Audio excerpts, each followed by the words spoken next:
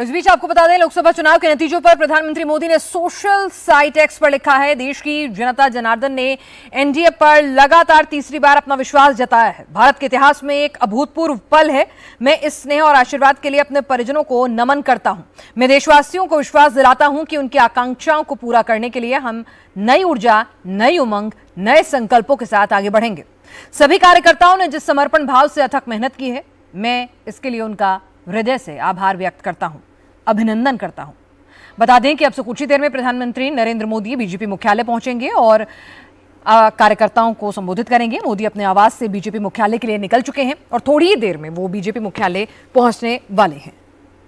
हमारे साथ देवेंद्र पराशर इस वक्त जुड़ चुके हैं। देवेंद्र, प्रधानमंत्री मोदी का पहला रिएक्शन जो है आ गया है और उन्होंने इसे ऐतिहासिक पल बताया है और निश्चित तौर पर विपक्ष भले ही इसमें अपने लिए ऑक्सीजन तलाश रहा हो, लेकिन अगर देखा जाए, अगर हम हाई स्टैंडर्ड ना रखें कि भाई 400 पार वाला या अपने दम पर बहुमत वाला, तो अपने आप में ऐतिहासिक तो है ये जीत। देखिए, वैसा ही तरह की कोई लड़का ये कह रहा हो कि एग्जाम देना है, 100 में 100 मुझे लाना है और 100 में अगर 65 या 70 उससे आ रहा है तो 70 को पास समझने के बजाय बार बार ये बात को कहा जाए कि 100 को तुम नहीं ला पाए। फिलहाल बीजेपी इस नैरेटिव से आगे बढ़ चुके हैं। हमारे ठीक पीछे जो आप स्टेज देख रही हैं उस पर धन्यवाद भारत लिखा हुआ है। साथ साथ धन्यवाद भारत के साथ देश की सभी भाषाओं में उसके पीछे धन्यवाद भारत का मैसेज ही है।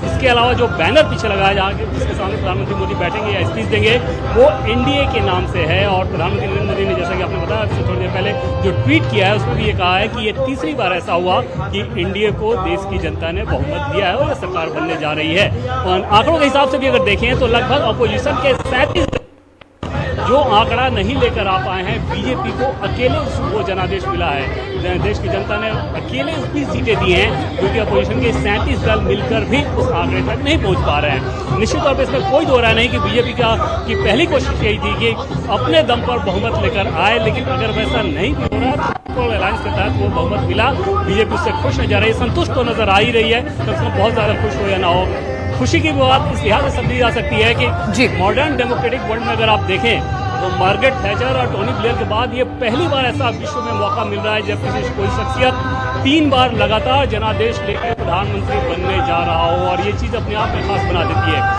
चाइना या एर्दोगान वाले मसले को छोड़ देकर वहाँ डेमोक्रेसी नहीं है, लेकिन डेमोक्रेटिक सेटअप में लंबे अंतराल के बाद ऐसा होना, और भारत के संदर्भ में तो जवाहरलाल नेहरू के बाद पहली बार ऐसा होना, ये अपने आप में इस अवसर को बहुत खास बनाता है।